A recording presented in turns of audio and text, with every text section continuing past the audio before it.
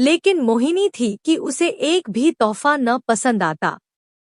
आखिर में जब सत्या की मेहनत की कमाई से खरीदे छाते को भी नापसंद करके मोहिनी ने फेंका तो सिर्फ एक बार, प्लीज मोहिनी, जानती हो मेरे दिल की धड़कनें क्या कहती हैं? Love, love. लेकिन तुम, लगता है मुझे जीते जी ही मार डालोगी।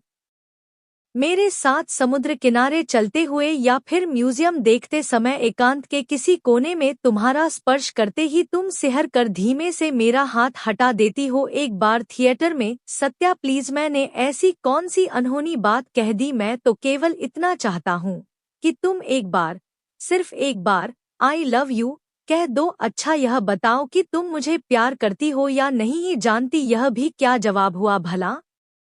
हम दोनों एक ही बिरादरी के हैं, हैसियत भी एक जैसी ही है। तुम्हारी और मेरी माँ इस रिश्ते के लिए मना भी नहीं करेंगी। हाँ, तुम मना कर दोगी, दिल तोड़ दोगी, तो मैं तो मर जाऊंगा। मोहिनी, मुझे एक छाता चाहिए। सत्या, धूप में, बारिश में, बाहर जाते समय काफी तकलीफ होती है। ला दोगे ना? बातों का रुख मत बदलो। छाता दिला दूं तो आई लव यू कह दोगी न? मोहिनी के जिद्दी स्वभाव के बारे में सोचकर सत्या तिलमिला उठा, पर वह दिल के हाथों मजबूर था। मोहिनी के बिना वह अपनी जिंदगी सोच ही नहीं सकता था। लगा, मोहिनी न मिली तो दिल के टुकड़े टुकड़े हो जाएंगे। सत्या ने पहली बार जब मोहिनी को देखा तो उसे दिल में तितलियों के पंखों की फड़फड़ाहट महसूस हुई थी। उसकी बड़ी बड़ी आंखें, सीधी नाक, ठुड्डी पर छोटा सा तिल, नमी लिए सुर्ख गुलाबी होंठ। लगा मोहिनी की खूबसूरती का बयान करने के लिए उसके पास शब्दों की कमी है। मोहिनी से पहली मुलाकात सत्या की किसी इंटरव्यू देने के दौरान हुई थी। मिक्सी कंपनी में सेल्समैन व सेल्स गर्ल की आवश्यकता थी। वहां दोनों को नौकरी नहीं मिली थी। कुछ दिनों बाद ही एक दूसरी कंपनी के साक्षात्कार के समय उसने दोबारा मोहिनी को देखा था। गुलाबी सलवार कमीज में वह गजब की लग रही थी। कहीं यह वो तो नहीं? ओफ, वही तो है। उसके दिल की धड़कनें बढ़ गई थी। मोहिनी ने भी उसे देखा। बेस्ट ऑफ लक, सत्या ने कहा। उसकी आंखें चमक उठीं, गाल सुर्ख गुलाबी हो उठे। Thank you. मोहिनी के होठों से ये दो शब्द फूल बनकर गिरे थे। यद्यपि वहां की नौकरी को वह खुद न पा सका, पर मोहिनी पा गई। माइक्रो ओवन बेचने वाली कंपनी।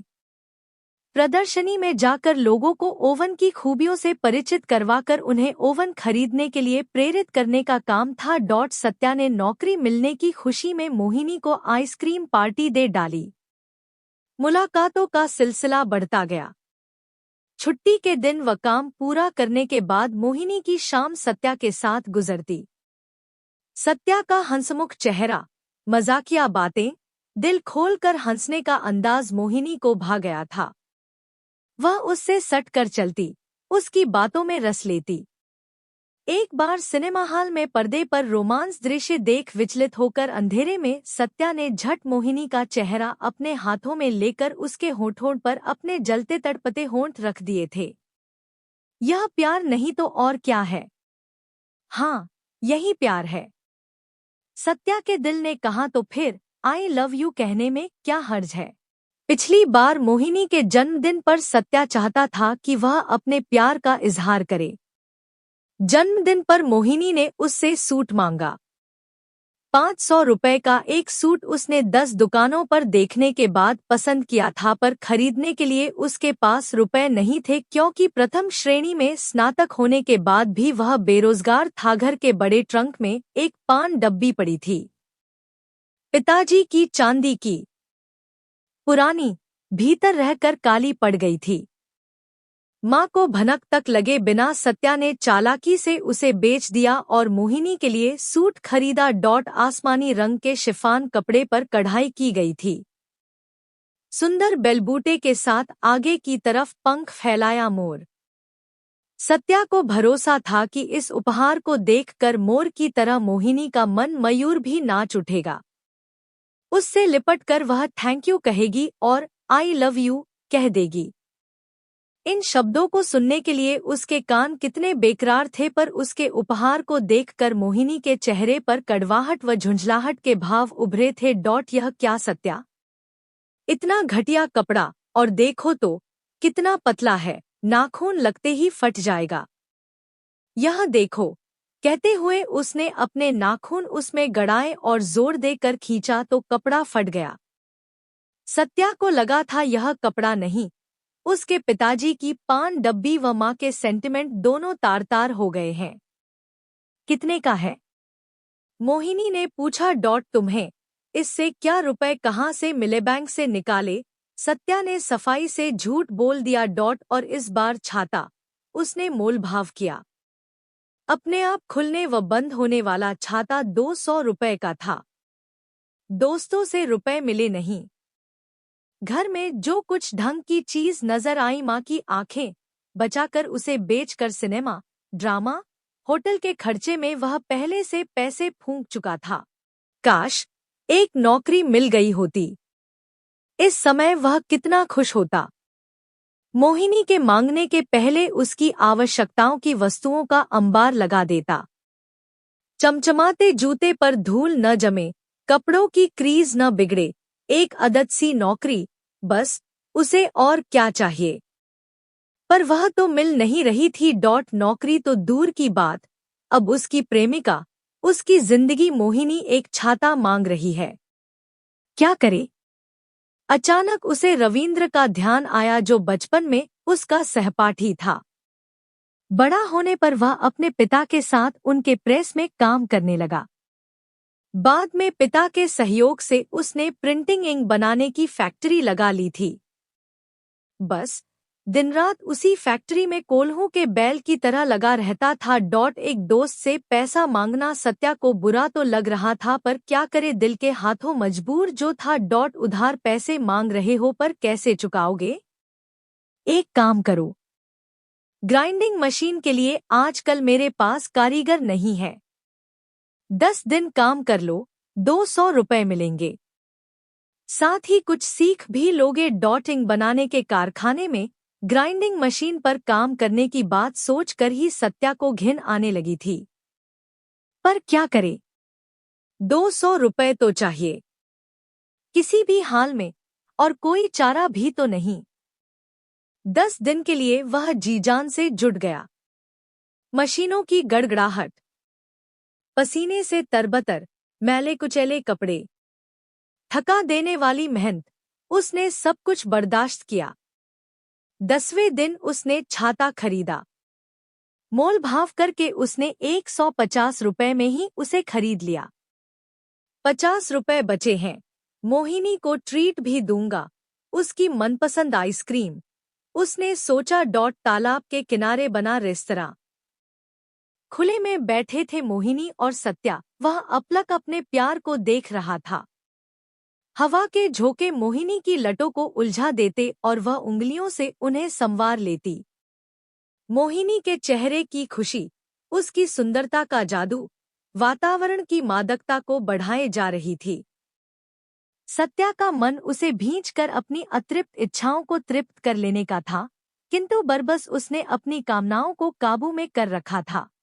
कटलेट, फिर मोहिनी की मनपसंद आइसक्रीम। सत्या ने बैग से छाता निकाला। वह मोहिनी की आंखों में चमक व चेहरे पर खुशी देखने के लिए लालायत था। सत्या, यह क्या है? मोहिनी ने पूछा। तुमने एक छाता मांगा था न, यह कंचन काया धूप में सांवली न पड़ जाए, बारिश में न भीगे, इसीलिए लाया हूँ। मोहिनी ने बटन दबाया। छाता खुला तो उसका चेहरा ढक गया। छाते के बारीक कपड़े से रोशनी छन कर भीतर आई छी। तुम्हें तो कुछ खरीदने की तमीज ही नहीं सत्या, देखो तो कितनी घटिया क्वालिटी का छाता है। इसे लेकर मैं कहीं जाऊं तो 4 लोग मेरे बारे में क्या सोचेंगे। छाते को झल्लाहट के साथ बंद करके पूरे वेग से उसने तालाब की ओर उसे फेंका। छाता नाव से टकरा कर पानी में डूब गया। सत्या उसे भौंचक होकर देखता रहा। क्षण भर वह खड़ा हुआ, कुर्सी ढकेल कर दौड़ पड़ा, सीढ़ियां उतरकर नाव के समीप गया। नाव को हटाकर उसने पानी में हाथ डालकर टटोला। छाता पूरी तरह डूब गया था। हाथ पैर से टटोलकर थोड़ी देर की मशक्कत के बाद वह उसे ले आया। उसके चेहरे पर क्रोध व निराशा पसरी हुई थी। मोहिनी, इस छाते को खरीदने के लिए 10 दिन, पूरे 10 दिन मैंने खून पसीना एक किया है, हाथ पैर गंदे किए हैं, इंक फैक्ट्री में काम सीखा है। सोच रहा था कुछ दिनों में रुपए का जुगाड़ करके क्यों न एक छोटी सी इंक फैक्ट्री मैं भी खोल लूं। कितने अरमानों से इसे खरीद कर लाया था। तुमने मेरी मेहनत को, मेरे अरमानों को बेकार समझकर फेंक दिया। I am sorry, very very sorry Mohini, जिसे पैसों का महत्व नहीं मालूम ऐसी मूर्ख लड़की को मैंने चाहा। लानत है मुझ पर। Good bye. 1 minute Satya, Mohini ने कहा। क्या है? सत्या ने मुड़कर पूछा तो उसकी आवाज में कड़वाहट थी। तुमने सूट खरीद कर दिया था, उसे भी मैंने फाड़ दिया था, तब तो तुमने कुछ कहा नहीं। क्यों? बात यह है कि वह तुम्हारी मेहनत के पैसों से खरीदा हुआ नहीं था। मैं तुम्हारी माँ से मिली थी। तुम मेहनत से डरते हो, यह मैंने उनकी बातों से जाना।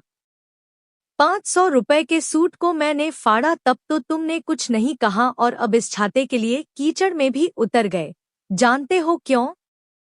क्योंकि यह तुम्हारी मेहनत की कमाई का है। मैं इसी सत्या को देखना चाहती थी कि जो मेहनत से जी न चुराए, किसी भी काम को घटिया न समझे, मेहनत करके कमाए और मेहनत की खाए। मोहिनी उसके समीप गई, उसके हाथों से उस छाते को लिया और बोली, सत्या, यह मेरे जीवन का एक कीमती तोहफा है। इसके सामने बाकी सब फीके हैं। अब तुम मुझसे नाराज तो नहीं हो? नहीं। उसके समीप जाकर मोहिनी ने उसे गले लगाया। उफ, मेरे हाथ पैर कीचड़ से सने हैं। मोहिनी।